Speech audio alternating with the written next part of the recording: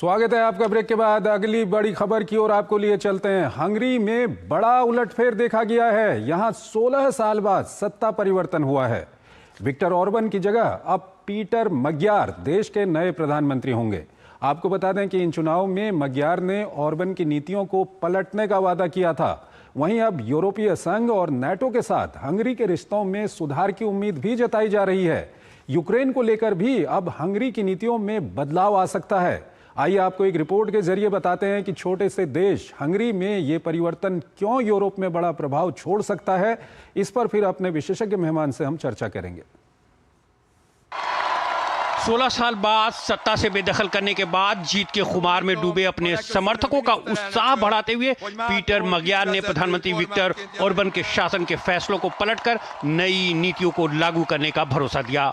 Orban को करारी शिकस्त देने वाले पीटर मग्यार कभी उन्हीं के पार्टी के सिपाही हुआ करते थे, लेकिन मध्य दक्षिणपंथी तिजसा पार्टी का दामन थामकर ऐसा इतिहास रचा जिसका ईयू के एक बड़े धड़े को लंबे समय से इंतजार था। कभी ऑर्बन के वफादार रहे 45 साल के पीटर मग्यार ने अपने प्रचार अभियान के दौरान भ्रष्टाचार, जन स्वास्थ्य सेवा और सार्वजनिक परिवहन जैसे रोजमर्रा के मुद्दों को उठाया। उन्होंने यूरोपीय संघ और नाटो यानी उत्तर अटलांटिक संधि संगठन के साथ हंगरी के रिश्तों को फिर से मजबूत करने का संकल्प जताया। ऑर्बन के कार्यकाल में ये संबंध कमजोर पड़ गए थे। इस बार रिकॉर्ड मतदान ने ही संकेत दे दिए थे कि हंगरी बड़े बदलाव को देखने जा रहा है। नतीजे आए तो पीटर मग्यार की पार्टी ने हंगरी की 199 सीटों वाली संसद में शानदार बहुमत हासिल कर लिया। तीसरी पार्टी 138 सीटें जीतती नजर आ रही है। ये 2/3 बहुमत से ज्यादा है। मग्यार ने 2010 में विक्टर ऑर्बन की फिडेस पार्टी द्वारा स्थापित राष्ट्रीय सहयोग प्रणाली यानी NER को निरस्त करने का वादा किया है। आरोप है कि प्रणाली के जरिए पार्टी के वफादारों को लाभ पहुंचाने और सरकारी संसाधनों का दुरुपयोग किया जाता रहा है। इन बदलाव के लिए मग्यार के पास जरूरी नंबर से अधिक सीटें हैं। 2/3 बहुमत के लिए 133 सीटें चाहिए, जबकि तीसरा पार्टी 138 सीटें जीत चुकी है। अभी अंतिम नतीजे आने बाकी हैं। विक्टर ऑर्बन के लिए ये बड़ा झटका माना जा रहा है। उनकी हार की वजह आर्थिक सुस्ती और अंतर्राष्ट्रीय अलगाव को बताया जा रहा है। यूरोपीय संघ में ऑर्बन रूस के बड़े समर्थक रहे हैं। अमेरिकी राष्ट्रपति डोनाल्ड ट्रंप भी उनके समर्थकों में गिने जाते हैं, लेकिन मीडिया की आज़ादी, भ्रष्टाचार के आरोप, सख्त माइग्रेशन नीति और अहम नीतियों पर यूरोपीय संघ से टकराव जैसे मुद्दों को लेकर उनके खिलाफ रोष बढ़ता गया। ऑर्बन खासतौर से यूरोपीय संघ के बड़े आलोचक रहे हैं। हालांकि हंगरी को करोड़ों रुपए की फंडिंग संघ से मिलती रही है। ऑर्बन ईयू की ओर से यूक्रेन को दिए जाने वाले पैकेज के विरोधी रहे हैं। कई यूरोपीय नेताओं को उम्मीद है कि अब यूरोपीय संघ के भीतर हंगरी की टकराव वाली भूमिका खत्म होगी। इससे युद्ध से प्रभावित यूक्रेन के लिए 90 अरब यूरो के उस कर्ज का रास्ता साफ हो सकता है जिसे ऑर्बन ने रोक रखा था। उनकी हार के बाद यूक्रेन के राष्ट्रपति ज़ेलेंस्की ने कहा कि जब सकारात्मक रुख प्रबल हो तो यह जरूरी हो जाता है। यूरोपीय आयोग के अध्यक्ष उर्सुला वॉन डेर लेन ने एक्स पर लिखा, आज की रात यूरोप का दिल हंगरी में तेजी से धड़क रहा है। हालांकि मग्यार भी माइग्रेशन के कड़े विरोधी हैं।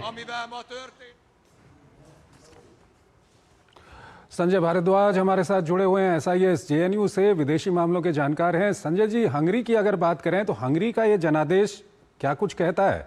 क्योंकि ट्रंप के भी वो नज़दीकी, पुतिन के भी वो नज़दीकी, और अब यूरोप में क्या कुछ होने जा रहा है इसके बाद? देखिए, ये रिजल्ट बहुत कुछ कहते हैं और ये रिजल्ट जो दुनिया में बदलाव आ रहा है और जिस तरीके का अलगाववाद दुनिया में बढ़ रहा है और स्टेट की जो भूमिका है, खासकर जो प्रोटेक्शनिस्ट स्टेट बन गया है, और उस प्रोटेक्शनिस्ट स्टेट में जिस तरीके का लीडरशिप इमर्ज हुआ है, वो leadership basically self help system, और आप ये कहिए कि जो म्यूचुअल अश्योर्ड सर्वाइवल की जगह म्यूचुअल अश्योर्ड डिस्ट्रक्शन की तरफ दुनिया को धकेलने की बात है। तो मुझे लगता है दुनिया में एक जागरूकता आई है, और खासकर जो ट्रंप की नीति आई है, मागा है, माइग्रेशन की नीति है, और जिस तरीके का authoritarian tendencies, populist approach Trump ने अपनाया है, वो मुझे इसका प्रभाव सीधा सीधा इस यूरोपियन जो इलेक्शन, हंगरी में जो इलेक्शन हुए हैं उसमें साफ साफ दिखाई दे रहा है। देखिए, इलेक्शन में 4 महत्वपूर्ण मुद्दे थे। पहला जो सबसे बड़ा मुद्दा था कि वेस्ट वर्सेस ईस्ट, कि जो वेस्ट की अल्ट्रा क्रिश्चियन, अल्ट्रा राइटिस्ट जो एक पॉलिटिकल एक माइंडसेट एक क्रिएट कर दिया गया था, और पूरा ट्रम्प और पुतिन भी बहुत इनके समर्थक, पुतिन के भी इनका भी समर्थन इनको रहा है। तो वो कहीं जो ईस्ट का माइंडसेट है, जो अपनी एक पहचान है, उसके लिए एक खतरा बनता जा रहा था। और उसमें हंगरी के लोगों ने जिस तरीके से रेसिप्रोकेट के, जिस तरीके से बाहर निकले कि जो 79% से ज़्यादा वोटिंग हुआ, हिस्टोरिक वोटिंग है, हाईएस्ट वोटिंग है 2002 के बाद। और ये देखिए कि इसमें 138 सीट्स यानी 2/3 मेजोरिटी इनको मार्गियार को मिला है।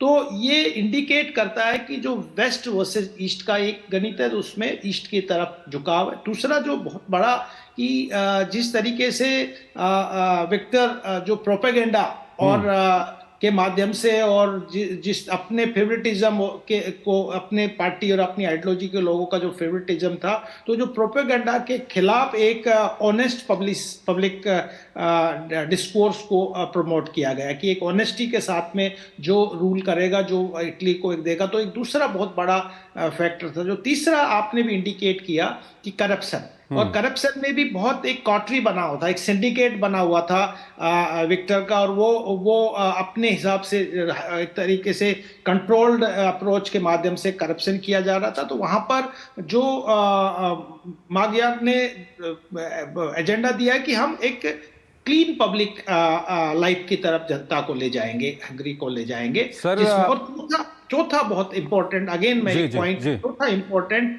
कि जो आज के दिन इलिबरल डेमोक्रेसी का बड़ा जमाना आ गया कि आप बहुत ही पावर को कंसंट्रेट कर दीजिए, एक हीरोइक अप्रोच लेके। आप देखिए 16 साल से जो विक्टर रूल कर रहे थे, उसके खिलाफ जनता खड़ी हुई है। वो कह रहे हैं लिबरल डेमोक्रेटिक सिस्टम की तरफ मोर अप्रोच, और उसमें खासकर जो मीडिया की स्वतंत्रता है। यूक्रेन युद्ध को लेकर के जो समीकरण है यूरोप के अंदर, उसमें क्या कुछ बदलाव आ सकता है इससे? देखिए ये बात, ये एक मैसेज, एक बहुत बड़ा एक मैसेजिंग है कि जो, और खासकर देखिए ये बहुत अच्छा सवाल आपने पूछा कि अभी क्या हो रहा था कि एक कुकिंग हो रहा था पुतिन और ट्रंप के बीच में, और उसमें यूरोप को साइडलाइन किया जा रहा था, नाटो की कंट्रीज को साइडलाइन किया जा रहा था, और एक तरीके से नेगोशिएशन चल रहा था। तो कि जो क्रिटिकल मिनरल्स हैं यूक्रेन के, उन पर पूरा का पूरा ट्रंप का अपनी आंखें जमाए हुए थे, और रशिया के साथ नेगोशिएट हो रहा था कि अभी तक जो क्षेत्र आपने जो जीते हैं वो आपके पास रहेंगे, और यूक्रेन को एक बफर जोन के रूप में, एक नॉन नाटो कंट्री के रूप में प्रोजेक्ट किया जाएगा। इससे यूरोपियन कंट्रीज बहुत खपा थे जी। वो पुतिन से तो एक फियर फैक्टर था ही, साथ ही साथ ट्रंप की जो पॉलिसी थी इस यूक्रेन वॉर को लेकर, उससे बहुत खपाते। तो मुझे लगता है अब ये मैसेजिंग चला गया पूरा का पूरा, अमेरिका को भी चला गया, ट्रंप को चला गया, और पुतिन को भी चला गया कि यूरोपियन कंट्रीज डिटरमाइंड है, आपकी पॉलिसीज को, आपके अप्रोचेस को एक्सेप्ट नहीं करेंगे। तो मुझे लगता है एक बहुत बड़ा इंडिकेशन आया है, और इसमें एकजुट होकर यूरोपियन कंट्रीज, नाटो कंट्रीज इसको एक काउंटर स्ट्रेटजी बनाएंगे। ठीक है संजय जी, बहुत बहुत धन्यवाद आपका। आप हमारे इस कार्यक्रम में जुड़े और दोनों ही महत्वपूर्ण विषयों पर आपने अपना महत्वपूर्ण विश्लेषण हमारे दर्शकों के साथ साझा किया। इसी के साथ अंतर्राष्ट्रीय खबरों के हमारे इस खास कार्यक्रम को हम यहीं पर समाप्त करते हैं, लेकिन जाते जाते आपको छोड़ जाते हैं आज की कुछ और महत्वपूर्ण और बड़ी अंतर्राष्ट्रीय खबरों के साथ। आप इन खबरों को देखिए और हमारी पूरी टीम को इजाजत दीजिए। नमस्कार।